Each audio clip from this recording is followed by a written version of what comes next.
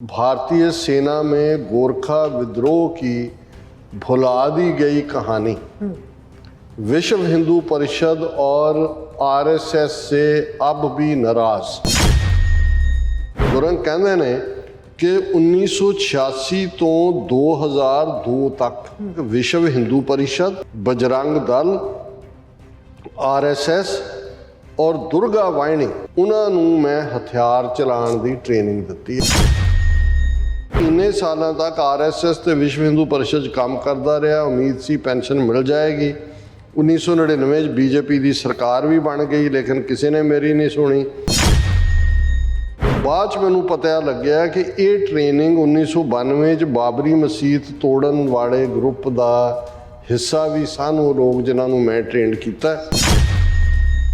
रोंदियां कहंदा पेंशन तो मिलन तो रही, लेकिन मैं इस पेंशन के लिए उन्होंने लोगों का साथ दिता है जिहड़े मुसलमानों तो नफरत करते हैं। वो मैनू होर भी दुख दिंदा है कि भाई मैं जिहड़ा है वो किन्हां लोकां नू ट्रेंड किया जिन्हां ने अपने लोगों के खिलाफ नफरत अपनाई है।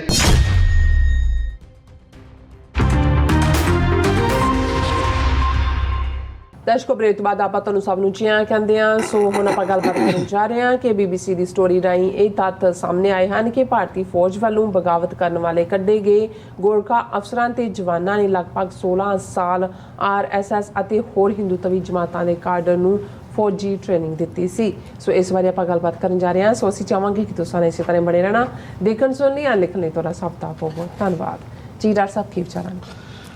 देखो, कदे तो सिख नौजवानों नूं दहशतगर्द कह के जां उन्हां दे कोलों जे कोई चार धार्मिक किताबां भी निकलदियां ने तो उन्हां दे उत्ते UAPA और सैडिशन लॉ दे थल्ले जेलां 'च बंद किया जांदा है। ਅੱਛਾ कश्मीर दे विच उन्हां दे आलम, उन्हां दे स्कॉलर, उन्हां दे ह्यूमन राइट्स एक्टिविस्ट और ईवन उन्हां दे परहेजगार नमाजी नौजवान बच्चे बच्चियां चुक के जेलों के सुट्टे हुए ने कि जी ये दहशतगर्दी की ट्रेनिंग लैंदे ने, मजहब इन्हों दहशतगर्द बनाता है।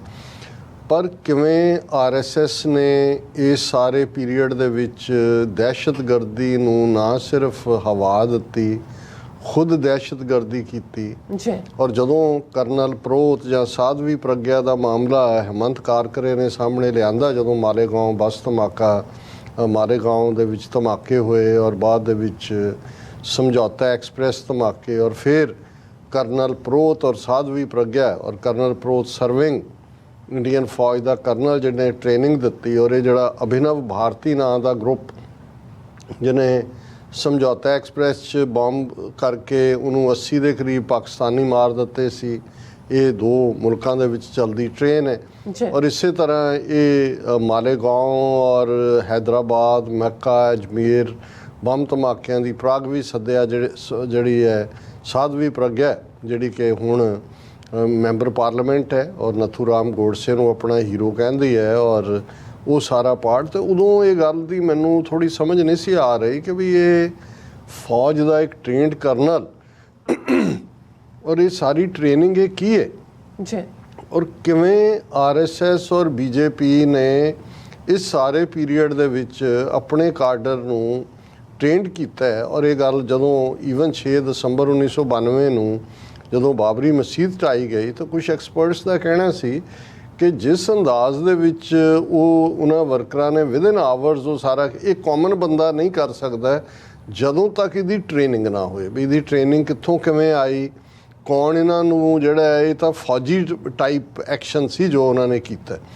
हुण जदों असीं अड अड स्टोरीज अनफोल्ड हुंदियां देखते हैं कि भी ये कोई ये नहीं है भी उन्होंने हुण शुरू कर दिता, जां हुकूमत 2014 बनी है BJP की, उस तो पहला अटल बिहारी वाजपेयी के वेले जां दूजे क्रिश्चन गवर्नमेंटां सी। हुण एक स्टोरी जिहड़े कि 16 सितंबर की हिंदी सर्विस ने BBC ने की, और उहदा मैं पहला तो हैडलाइन ही पढ़ना चाहुंदा।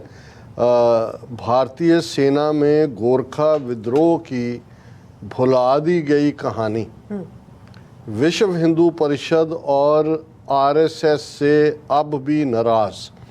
हुण ये मेरे भी नोटिस नहीं सी कि कदे भारतीय फौज, और ये भी 1979 का जिक्र है कि आलमोस्ट जिहड़ा 45 ਗੋਰਖਾ ਫੌਜੀਆਂ ਨੇ ਬਗਾਵਤ ਕੀਤੀ ਸੀ ਔਰ ਉਸ ਦੀ ਇੱਕ ਵੱਖਰੀ ਕਹਾਣੀ ਹੈ, ਉਹ ਸਾਡਾ ਹੁਣ ਦਾ ਡਿਸਕਸ਼ਨ ਦਾ ਮੌਜੂ ਨਹੀਂ ਹੈ ਅੱਛਾ ਕਿ ਕਿਵੇਂ ਉਹਨਾਂ ਦੇ ਕਿਸੇ ਅਫਸਰ ਨੇ ਉਹਨਾਂ ਨਾਲ ਜ਼ਿਆਦਤੀ ਕੀਤੀ ਔਰ ਉਹਨਾਂ ਨੇ ਆ ਕੇ ਮੈਸ ਦੇ ਵਿੱਚ ਗੋਰਖਾਲੀ ਆਇਓ ਰੇ, ਗੋਰਖਾਲੀ ਆਇਓ ਰੇ ਇਸ ਕਿਸਮ ਦੇ ਨਾਅਰੇ ਲਾਏ।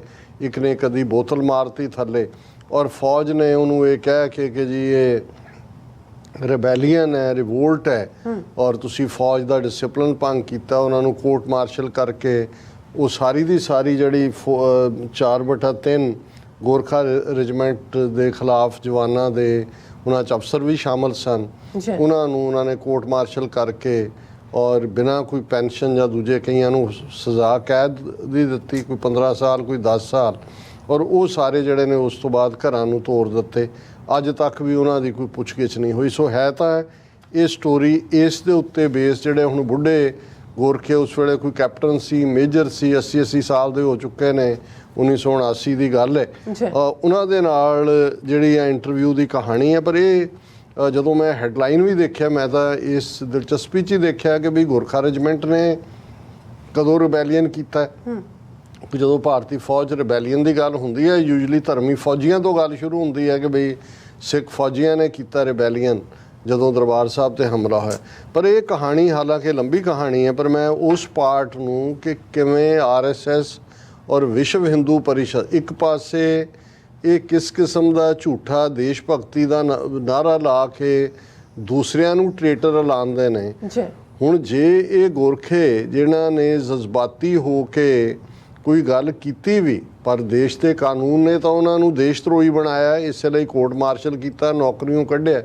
ਹੁਣ ਇਹਨਾਂ ਨੂੰ ਜਿਹੜੇ ਕੱਢੇ ਹੋਏ ਇੱਕ ਅਫਸਰ ਸੀ ਜਿਹਦਾ ਨਾਂ ਜਿਹੜਾ ਉਹ ਮਿਸਟਰ ਗੁਰੰਗ ਕਰਕੇ ਉਹਨਾਂ ਨੇ ਦਿੱਤਾ, ਇੰਦਰ ਬਹਾਦਰ ਗੁਰੰਗ, ਉਸ ਨੇ ਕਿਵੇਂ ਇਹਨਾਂ ਨੂੰ ਟ੍ਰੇਨਡ ਕੀਤਾ ਔਰ ਹੋਰ ਵੀ ਗੋਰਖਾ ਜਵਾਨਾਂ ਨੇ ਕੀਤਾ, ਉਹ ਮੈਂ ਚੈਪਟਰ ਜ਼ਰੂਰ ਜਿਹੜਾ ਉਹ ਸ਼ੇਅਰ ਕਰਨਾ ਚਾਹੁੰਦਾ ਕਿ ਉਹਦੇ 'ਚ ਹੁਣ ਇੰਦਰ ਬਹਾਦਰ ਗੁਰੰਗ ਕਹਿੰਦੇ ਨੇ ਵੀ ਜਦੋਂ ਮੈਨੂੰ ਨੌਕਰੀ ਤੋਂ ਬਰਖਾਸਤ ਕਰਤਾ ਅਤੇ ਮੈਂ ਨੌਕਰੀ ਦੀ ਤਲਾਸ਼ ਦੇ ਵਿੱਚ ਸੀ, ਮੈਨੂੰ 1985 'ਚ ਪੁਣੇ, ਇਹ ਮਹਾਰਾਸ਼ਟਰ 'ਚ ਹੈ, ਉੱਥੇ ਨੌਕਰੀ ਮਿਲ ਗਈ। ਉਹਨਾਂ ਨੇ ਕਿਹਾ ਵੀ 1 ਸਾਲ ਮੈਂ ਨੌਕਰੀ ਕੀਤੀ। ਇਹ ਹੁਣ ਮੈਂ BBC ਦੀ ਸਟੋਰੀ ਪੰਜਾਬੀ 'ਚ ਪੜ੍ਹ ਰਿਹਾ, ਜ਼ਾਹਰ ਹੈ ਹਿੰਦੀ 'ਚ ਲਿਖੀ ਹੋਈ ਹੈ ਦੇਵਨਾਗਰੀ 'ਚ। ਉਹਨਾਂ ਨੇ ਕਿਹਾ ਵੀ 1 ਸਾਲ ਮੈਂ ਨੌਕਰੀ ਕੀਤੀ, ਇਸ ਦੌਰਾਨ ਮੈਂ ਵਿਸ਼ਵ ਹਿੰਦੂ ਪਰਿਸ਼ਦ ਦੇ ਸੰਪਰਕ 'ਚ ਆਇਆ। ਗੁਰੰਗ ਕਹਿੰਦੇ ਨੇ ਕਿ 1986 ਤੋਂ 2002 ਤੱਕ, ਹੁਣ ਇਹ 16 ਸਾਲ ਬਣਦੇ ਨੇ, 2002 ਤੱਕ ਵਿਸ਼ਵ ਹਿੰਦੂ ਪਰਿਸ਼ਦ, ਬਜਰੰਗ ਦਲ, RSS ਔਰ ਦੁਰਗਾ ਵਾਹਿਨੀ, ਇਹ ਉਹਨਾਂ ਦੀਆਂ RSS ਦੀਆਂ ਹਿੰਦੂਤਵੀ ਜਨਾਨੀਆਂ ਦਾ ਵਿੰਗ ਹੈ, ਉਹਦਾ ਨਾਂ ਉਹਨਾਂ ਨੇ ਦੁਰਗਾ ਵਾਹਿਨੀ ਰੱਖਿਆ।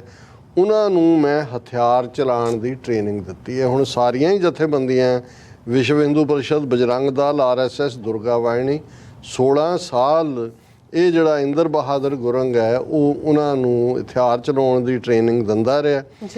ਉਹਨਾਂ ਨੇ ਕਿਹਾ ਜੀ ਮੈਨੂੰ ਵੀ ਵਿਸ਼ਵ ਹਿੰਦੂ ਪਰਿਸ਼ਦ ਵਾਲਿਆਂ ਨੇ ਇਹ ਕਿਹਾ ਸੀ ਕਿ ਵੀ ਤੁਹਾਨੂੰ ਅਸੀਂ ਜਿਹੜੀ ਹੈ ਪੈਨਸ਼ਨ ਵੀ ਦਿਵਾਵਾਂਗੇ ਔਰ ਇਸ ਲਈ ਮੈਂ 16 ਸਾਲ ਤੱਕ ਇਹਨਾਂ ਦੇ ਨਾਲ ਜੁੜਿਆ ਰਿਹਾ।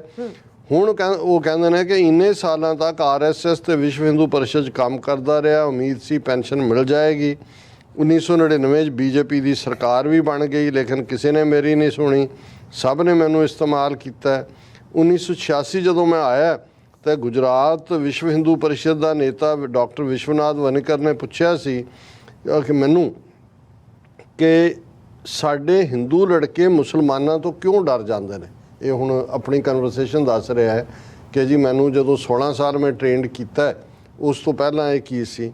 ਮੈਂ ਉਹਨਾਂ ਨੂੰ ਕਿਹਾ ਕਿ ਵੀ ਸਭ ਤੋਂ ਜ਼ਰੂਰੀ ਹੈ ਆਤਮ ਬਲ ਦੀ ਟ੍ਰੇਨਿੰਗ ਦੇਣਾ, ਸੈਲਫ ਕੌਨਫੀਡੈਂਸ। ਔਰ ਉਸ ਤੋਂ ਬਾਅਦ ਮੈਂ ਇਹਨਾਂ ਦੇ ਜਿਹੜੇ ਵਰਕਰ ਸੀ, ਇਹਨਾਂ ਹਿੰਦੂਤਵੀ ਜਮਾਤਾਂ ਦੇ, ਉਹਨਾਂ ਦੇ ਨੌਜਵਾਨਾਂ ਨੂੰ ਹਥਿਆਰਾਂ ਦੀ ਟ੍ਰੇਨਿੰਗ ਦੇਣ ਦਾ ਕੰਮ ਸ਼ੁਰੂ ਕੀਤਾ। ਬਾਅਦ 'ਚ ਮੈਨੂੰ ਪਤਾ ਲੱਗਿਆ ਕਿ ਇਹ ਟ੍ਰੇਨਿੰਗ 1992 'ਚ ਬਾਬਰੀ ਮਸਜਿਦ ਤੋੜਨ ਵਾਲੇ ਗਰੁੱਪ ਦਾ ਹਿੱਸਾ ਵੀ ਸਨ ਉਹ ਲੋਕ ਜਿਨ੍ਹਾਂ ਨੂੰ ਮੈਂ ਟ੍ਰੇਨਡ ਕੀਤਾ। ਔਰ ਬਾਬਰੀ ਮਸਜਿਦ ਢਾਉਣ ਦੇ ਦੌਰਾਨ ਮੇਰਾ ਇੱਕ ਸਟੂਡੈਂਟ ਵੀ ਮਾਰਿਆ ਗਿਆ ਸੀ।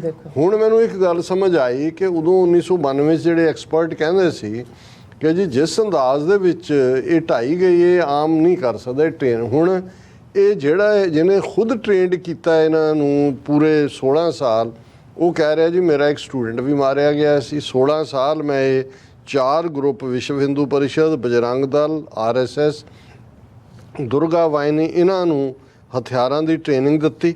ਹੁਣ ਉਹ ਨਾਲ ਗੁਰੂ ਫਿਰ ਰੋਣ ਲੱਗ ਜਾਂਦਾ ਹੈ। ਰੋਂਦਿਆਂ ਕਹਿੰਦਾ ਹੈ ਪੈਨਸ਼ਨ ਤਾਂ ਮਿਲਣ ਤੋਂ ਰਹੀ, ਲੇਕਿਨ ਮੈਂ ਇਸ ਪੈਨਸ਼ਨ ਦੇ ਲਈ ਉਹਨਾਂ ਲੋਕਾਂ ਦਾ ਸਾਥ ਦਿੱਤਾ ਹੈ ਜਿਹੜੇ ਮੁਸਲਮਾਨਾਂ ਤੋਂ ਨਫ਼ਰਤ ਕਰਦੇ ਨੇ।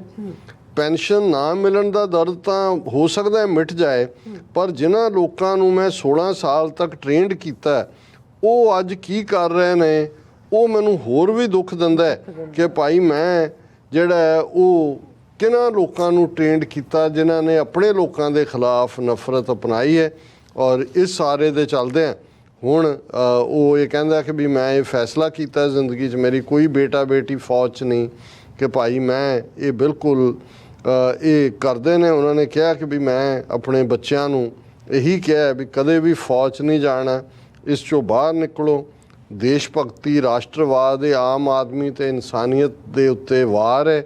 ਔਰ ਮੈਂ ਜਦੋਂ ਹੁਣ ਮੈਨੂੰ ਉਸ ਤੋਂ ਪਹਿਲਾਂ ਫੌਜ 'ਚ ਉਹਨੇ ਬਹਾਦਰੀ ਦੇ ਮੈਡਲ ਜਿੱਤੇ ਹੋਏ ਸੀ, ਉਹਨੇ ਕਿਹਾ ਵੀ ਮੈਨੂੰ ਇਹ ਤਕਲੀਫ ਹੁੰਦੀ ਹੈ ਇਹਨਾਂ ਵੱਲ ਦੇਖ ਕੇ ਕਿ ਵੀ ਮੈਂ ਕਿਵੇਂ ਵਰਤਿਆ ਗਿਆ ਸਾਰੇ ਪਾਸਿਓਂ। ਸੋ ਹੁਣ ਇਸ ਗੱਲ ਦਾ ਜਿਹੜਾ ਮੇਰੇ ਮਨ 'ਚ ਵੀ ਇੱਕ ਖਲਾਸ ਸੀ ਕਿ ਕਰਨਲ ਪ੍ਰੋਤ ਕਿਵੇਂ ਵਿੱਚ ਆ ਵੜਿਆ, 92 ਵਾਲਾ ਕਿਵੇਂ ਟ੍ਰੇਨਡ ਪਾਰਟ ਆ, ਔਰ ਇਹ ਜਿਹੜੇ ਬਿਲਕੁਲ ਟ੍ਰੇਨਡ ਤਰੀਕੇ ਦੇ ਨਾਲ ਕਰਦੇ ਨੇ। ਹੁਣ ਇਹ ਗੱਲ 1979 ਤੋਂ ਸ਼ੁਰੂ ਹੋ ਜਾਂਦੀ ਹੈ ਕਿ ਕਿਵੇਂ ਇਹਨਾਂ ਨੇ ਦਹਿਸ਼ਤਗਰਦ ਜਿਹੜੇ ਨੇ ਉਹ ਤਿਆਰ ਕੀਤੇ ਹੋਏ ਨੇ ਇੰਡੀਅਨ ਆਰਮੀ ਦੀ ਟ੍ਰੇਨਿੰਗ ਦੇ ਨਾਲ। ਜੀ ਡਾਕਟਰ ਸਾਹਿਬ, ਬਿਲਕੁਲ, ਤੁਹਾਡਾ ਬਹੁਤ ਬਹੁਤ ਸ਼ੁਕਰੀਆ। ਸਾਥੀਆਂ ਨੇ ਬ੍ਰੇਕ ਫਿਓਰਸ ਤੁਸੀਂ ਇਸੇ ਤਰ੍ਹਾਂ ਬਣੇ ਰਹਿਣਾ। ਮਿਲਦੇ ਹਾਂ ਛੋਟੇ ਜਿਹੇ ਬ੍ਰੇਕ ਤੋਂ ਬਾਅਦ।